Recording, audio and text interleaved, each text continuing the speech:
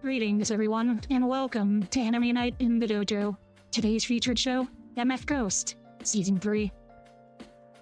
Yep, MF Ghost, Season 3, Episode 12. Welcome back to the dojo. I'm Ryu. That's Age. We're back from our Anime Night in the Dojo, and we'll be wrapping up MF Ghost tomorrow.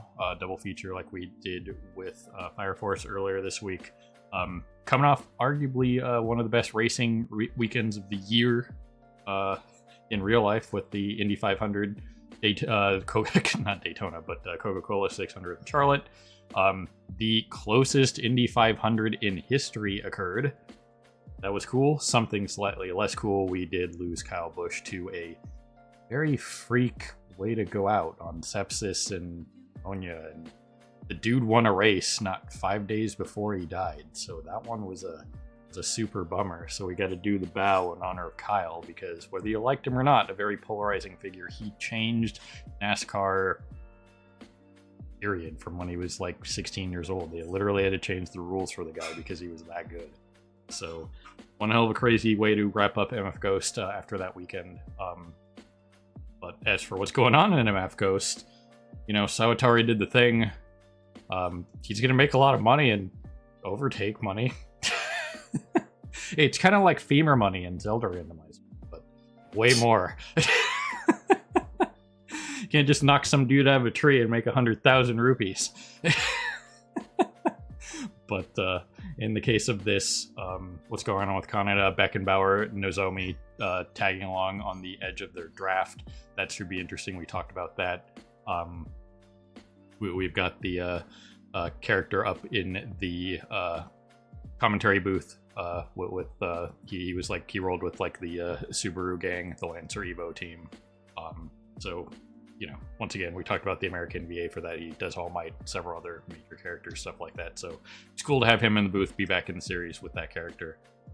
He's had some interesting stuff to say in the last episode, so I'm sure that will continue, considering, you know, this race is going to be these last 2 episodes of the season, and then probably at least the first 1 episode of the final season.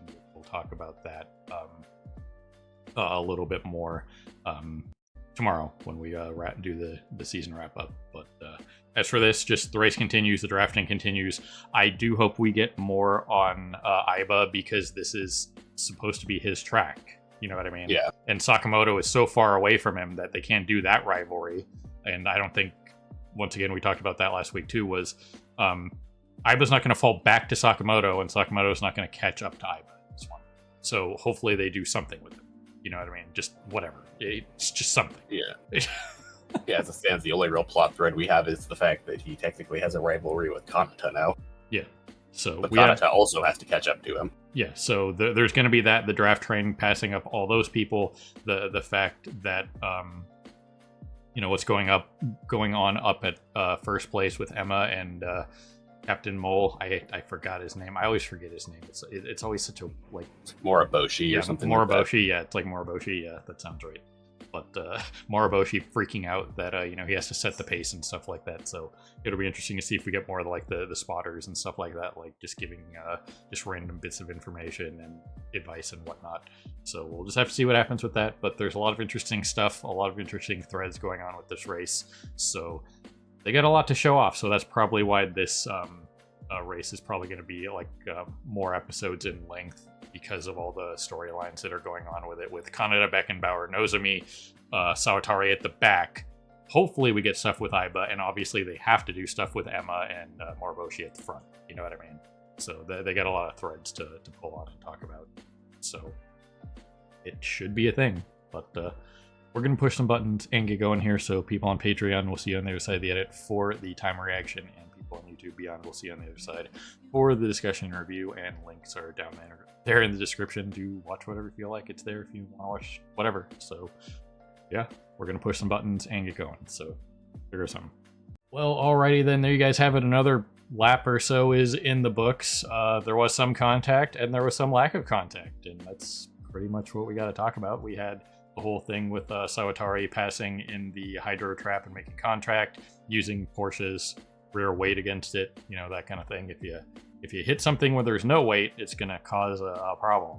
So, tag a Porsche in the front, it's going to cause problems. If you tag it in the back where all the weight is, well, it's probably not going to move as much. So that's just simple physics.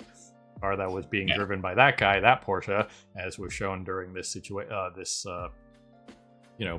telemetry recreation here, is that Porsche's engine is in the back, so all the weight's in the back. You know what I mean? So, that was handled and explained very well. Everything was handled and explained very well in this episode, so I don't really have to.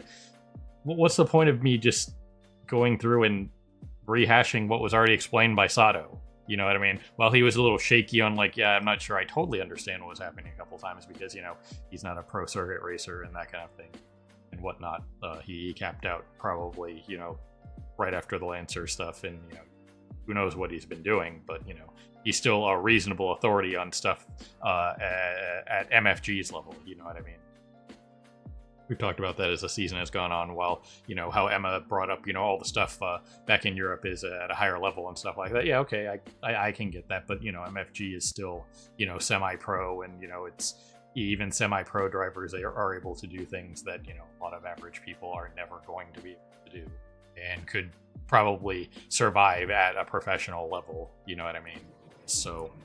Yeah, and like we figured was going to be the case, she was even talking about this episode of not that she's actually in the race, she was talking about how she's underestimated MFG. Yeah, during this whole sequence here with even with Moriboshi being completely freaked out and just killing his tires. That's the underlying thing here is what we talked about in the before the race even started, that the top 5 were probably going to be, what they were before, whatever. But at this point, I think Moriboshi is going to just completely fall off the table. You know what I mean? He's going to fall out of the top 5 because he even straight up says that her tires must be as bad as mine. So he's openly admitting that he is just not driving conservatively enough in this situation, and he's pushing it too hard, where her Aiba, Akiba are just kind of cruising. Akiba's behind, Emma, just going, I'm just kind of cruising. He's not really pushing it. Shun's going to push his tires in the next episode in the season finale to battle Kaneda, absolutely. And there's probably going to be some shenanigans afoot based on the preview that we got, where we see a couple shots of Beckenbauer ahead of Kaneda. So, Well, yeah, the whole thing with Moriboshi is that, they kept bringing up is this is only his second actual race. He's very inexperienced. He's never had to lead before. And he's totally misunderstanding the situation, basically. Just Emma keeps pressuring him. And he keeps overreacting, thinking he needs to burn his tires to stay ahead of her when she's barely doing anything. And he thinks that she's, overexerting herself to try to force him out of first when she's not. So he thinks that, she's burning out her tires to make him burn out his, when really he's just burning out his own tires in his own head. Yeah. And again, on the longest race of the season so far, don't know what the last one's going to be like, but this is 6 laps on a reasonably long course. So, we're talking at these speeds, well over 100 kilometers, in racing conditions. Shoo. if you're burning out your tires at the freaking 40-45 kilometer mark, you are in deep doo. Yeah, this is a 125 kilometer race because it's 21 kilometers, 6 laps. Yeah. And it's also the worst racing conditions we've had so far, between, the jump, the water trap, the one section that's full of potholes and stuff like that. Yep. So the wear on the vehicles is by far the worst of any of the races so far, because it's not only the longest, but it's the worst conditions. Yep. So you really got to pace yourself, and they talked about it with what Sawatare is doing. He doesn't have the luxury of Beckenbauer or somebody of that caliber pushing him back to the front. He has to do it all himself. So he might cap out on how far he can go by burning out his tires as well. You know what I mean? Because he kind of has to do that to, re-overtake everybody. So that can only go so far. You know what I mean? Yeah, he did actually mention in this episode that the first thing was a mistake. Yeah. It wasn't a totally planned thing. Yeah, that wasn't planned. It just kind of happened because it happens. You know what I mean? Sometimes even the best batters or, best players will fumble the ball or strike out 800 times in a row before they get a hit again. Well, maybe not 800, but, a couple dozen before, go into a slump and, they don't get a hit for like a week or two, that kind of thing. It happens. You know what I mean? It's physics. He just went a little hard and it happens. What are you going to do? You know what I mean? Even the best drivers in real life will spin out or crash sometimes based on varying things. So it happens. It is what it is. But he doesn't have the luxury of the drafting train and stuff like that. So he kind of has to do it all on his own. So he might cap out somewhere behind the previous champion, that kind of thing. So yeah, that's where I was more or less thinking is he's probably going to play somewhere around like 9th, maybe 8th ish. Around where freaking I'm drawing blank on his name, but yeah, the one car. Yeah. So if they want to do anything else with Nozomi, maybe they could have her like hold him off or something like that. You know what I mean? We talked a little bit about it at the end of the reaction there, and during that is like expecting Nozomi to follow this move based on everything they talked about. Yeah, she wasn't going to do that. Beckenbauer's one thing. Nozomi has gotten better, but we saw the line she took. She took the same line as the previous champion and was in no position to continue the reign. So he was able to block her. Yeah, Beckenbauer, like from what we've seen, is extremely good at identifying other people's abilities and following them.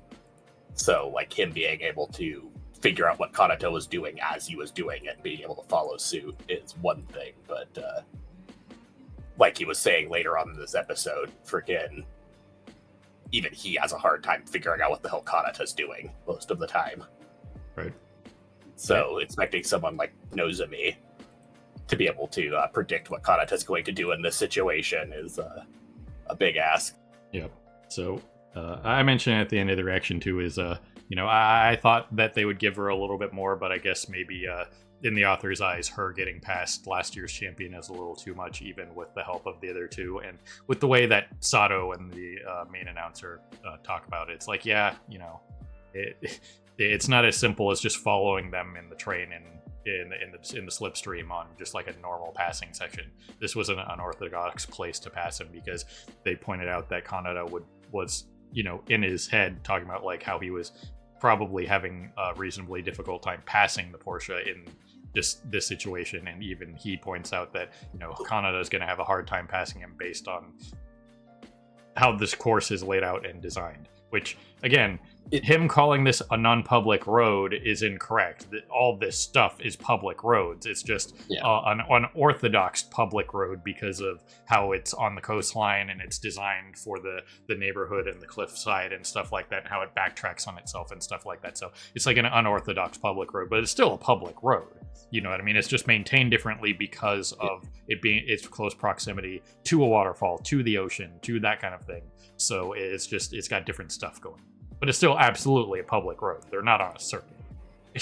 Yeah, that's the biggest thing really here is that they were just kind of establishing that once again, like, while Ishigami has been being kind of shown up by the rookies this season, he is still the previous best racer. And so, like, even Kanata was having a seriously, like, hard time figuring out how to pass him. Yeah. And even the last time he passed him, he had to also use an unorthodox method similar to this. I mean, Ishigami's been top 3 pretty much this entire series. You know what I mean? Barring a couple things, but he was still top 5. You know what I mean? It's not like he's falling to the back, like apparently, like Sawatari mentions that Sakamoto, like in the previous year, was more aggressive and stuff like that. So something's obviously up with him. Apparently, also he's handsome Squidward underneath the hood and sunglasses. So that'll be hilarious if we ever get that kind of fucking reveal. Just that is like, oh man, Sakamoto's hot. So, but not really a huge amount to say about this one. All the telemetry stuff, it's once again they're doing a good job with that. we got some more Keisuke, that kind of thing. Some of the initial D guys in this one, just stuff on contact, stuff on, you know, how certain things functioned based on, you know, how each vehicle would interact with each other, that kind of thing. You know, once again, all that was good. Moriboshi is still in his own head, and, you know, as, you know, Keisuke points out, it's like, well, he's got to learn somehow.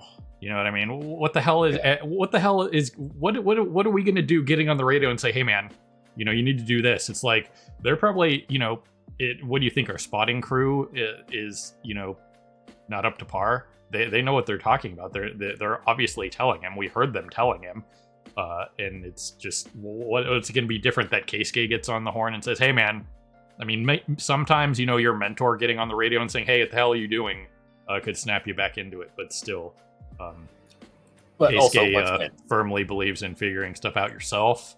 So yeah, Keisuke's always been a learn by doing kind of person. Like, even his lesson to Moriboshi just a few episodes ago wasn't him explaining anything. It was literally just him taking him for a drive. Yeah, he just took him for a drive. He didn't say anything to him.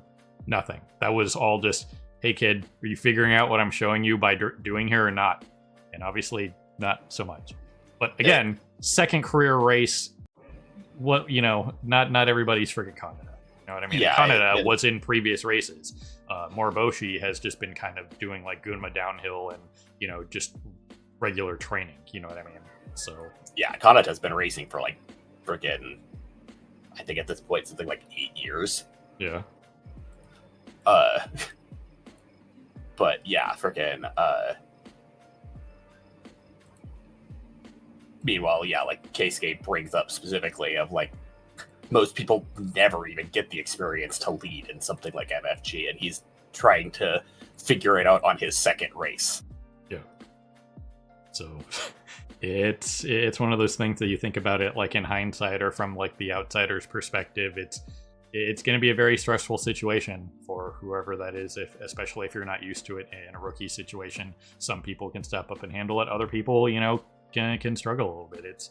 It's nerve-wracking. You think, you know, he's in his own head, that we saw, and it's a very natural reaction. You know what I mean? Not everybody's freaking like a Beckenbauer character or whatever that can handle it.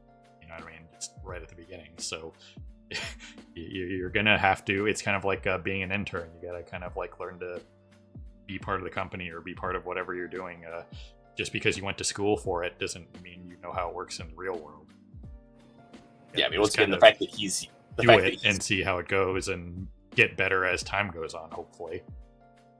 And the fact that he's even actually getting to race in the top 15 as quickly as he is already says a lot. And like, once again, even amongst the rookies who are here for like their first year, he's the only one who doesn't really have actual racing experience. Emma, Kanata, Beckenbauer, all of them friggin' have racing experience outside of MFG. Yeah. So that is what it is. Again, I mentioned the Nozomi thing is kind of a bummer that they didn't let her go a little bit farther, but you know, that is what it is. It makes sense to a certain point based on everything that was explained. That's fine. And then the last thing to mention about this episode is the fact that in the hydro trap with this pass, with the way both these drivers went about it with Kaneda and the guy in the BMW, is both of them are adverse to contact. Where you know, contact in certain points, you know, like we saw with Saotari and whatnot, Beckenbauer isn't afraid of contact as well. Not every driver likes to use contact or is kind of adverse to it. You know which driver was adverse to contact? Kaneda's freaking teacher, Takumi Fujiwara. Yep. He had a major stick up his ass, as Age pointed out, after the dude in the red Civic with the tape deathmatch thing. That guy would win every one of his downhills by purposely wrecking the other person. You know what I mean? He was all about contact and over contact. When he was in that race with Takumi, he basically went into the turn where he was going to lose with full just, you know, was going to full send it and just, you know, send it into him like a friggin' video game and just, you know, take them both out because he didn't want to lose. You know what I mean? Before Takumi pulled that move and just kind of went around and, you know, beat him. but still, Takumi was massively adverse to contact, especially after that. You know what I mean? He went out of his way to make no contact as much as possible. And if that's how you're taught to do it, and how the guy in the BMW is adverse to it, they both went out of their way. They both lost a little bit of their grip. But because Kaneda was on the superior line, he was able to, correct earlier and accelerate through it. And that little wiggle that the BMW had gives Beckenbauer that opening as well.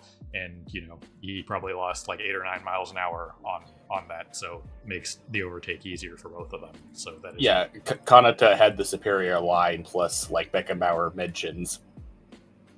Whereas the other guy, I'm drawing a blank on his name, has to, think about things and figure stuff out. Kanata does everything on autopilot. Yeah.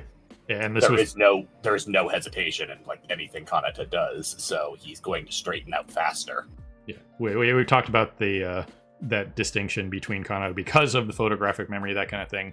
People who do things on instinct without thinking too much, we drew that kind of like Dragon Ball comparison where, Goku fights mostly without thinking. That's why he's able to master Ultra Instinct, whereas Vegeta always has that problem of, Whis beating him over the head like, you're thinking too much. Just fight. You know what I mean? You overanalyze it. And that's what's great about, Kaneda is it just happens. It's just a reflex. And again, you can study somebody like Kaneda as much as you want, like Beckenbauer is talking about, but just because you know the tricks they're going to pull and how they're going to pull them, that doesn't necessarily mean you can beat them on the track. You still have to go out there and beat them. It's no different than if, a team in the Super Bowl knows every play that the opposing team is going to do in order every single time. You still have to stop their quarterback and receivers from completing the passes, the running back from, breaking tackles and getting in for a touchdown, what have you. You still have to beat them on the field. Just because you know what they're going to do on paper doesn't necessarily mean you can do anything about it. You could still get your ass run over or knocked the F out. You know what I mean? Yeah, like I mentioned in the episode, it's once again the whole like speed versus prediction argument of just because someone's going to do something doesn't mean you can stop it. Yep. If someone is just that much faster than you, even if you can see ahead of time what they're going to do, it does not mean you can get out of the way or redirect it or whatever you need to do. Right. And the last thing I will say about this situation here too is something that they didn't mention was that I can point out is Beckenbauer being as close behind Kaneda as that he is, he doesn't have to worry about the water trap at all because the 8-6 is dispersing all the water for that brief period of time. And as Beckenbauer's coming in, he's not losing traction because he's dealing with barely any water at all. You know what I mean? Because it's been dispersed, especially by these two cars in front of him. So it's going to take, a second or two for the water flow to get back to the way it was. You know what I mean? So he has to deal with a lot less grip loss and that kind of stuff going through the hydro trap with Kaneda right in front of him, that kind of thing, especially with the BMW on the other side, dispersing the water even further on the other side, you know what I mean? So Beckenbauer has a lot less to worry about. That's probably why they didn't show that off, but that is something worth mentioning because, if you're following behind somebody, it's kind of like following a snowplow. They're pushing the snow out of the way for you. Even if it's running water and it's replenishing itself, even in those brief, quarter of a second that it's there, once the water has been dispersed, it's dispersed for a reasonable amount of time compared to how fast these vehicles are going. So Beckenbauer doesn't have to deal with it. You know what I mean? At least not as much. Yeah. So either way, what we talked about how, this was Shun's track and everything going on with Shun and whatnot. Looks like we're going to be getting that in the season finale here with them coming up on Shun's butt here, making the progress that they are. And he wants to have it out with Kaneda on the track, and we'll have to see how much they give him. You know what I mean? Especially after those previews. So we'll just have to see. I assume Shun's going to be the reason why Beckenbauer gets past both of them. You know what I mean? Yeah, Kanata... Beckenbauer is going to probably kind of just run away with it from here because... He's gotten far enough. At that point, he's in fourth. You know what I mean? Yeah, he's caught up to the lead pack at this point, so he doesn't really need Kanata anymore. Meanwhile, everyone but Akaba in the lead pack has it out for Kanata and is trying their best to best him, and are going to be getting in his way as much as they possibly can.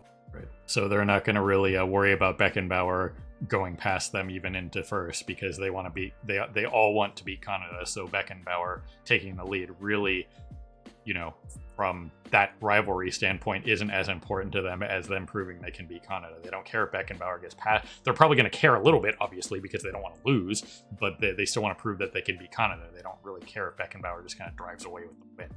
You know what I mean? Because it's that rivalry situation. Yeah, well, they're not just going to, just let Beckenbauer pass them. He is the secondary concern to everyone up there but Akiba. Yep. So it will be interesting to see how this wraps up. We're going to be doing that recording here in a moment, but you guys will see that tomorrow on Monday. And next week, we will be starting the double features of ReZero and Slime as we catch up for the spring season. And based on a bunch of random stuff, we'll just have to see how that affects the summer season, because after like 3 or 4 weeks of doing that, we'll have caught up, and then it'll be back to solos because there won't be anything. ReZero looks like it's full simulcast. Dub and sub are coming at the same time, and Slime's only like a week behind on the dub. So yeah, I believe Slime took a week or 2 off because of various factors. So Slime's its own thing, though. That's going to be the 5-core thing, bare minimum 2 core back-to-back. So we'll talk a little bit more about that next time, but we'll wrap up MF Ghost tomorrow. Looking forward to this episode, how they wrap it up, and what kind of weird cliffhanger are we going to get left on this time. So we'll talk about that tomorrow. So, ladies and gentlemen, people of YouTube, beyond how you're watching, as always, we appreciate you stopping by and hanging with us here in the dojo for more Anime Night. This is MF Ghost, Season 3, Episode 12. So, have a good morning, evening, afternoon, whatever it is for you. Have a good one. See you next time. Hey everyone, Victoria here. If you enjoyed the video, please consider pushing those like and subscribe buttons. Your support is greatly appreciated. Thanks again for your time, and we hope to see you again in the future.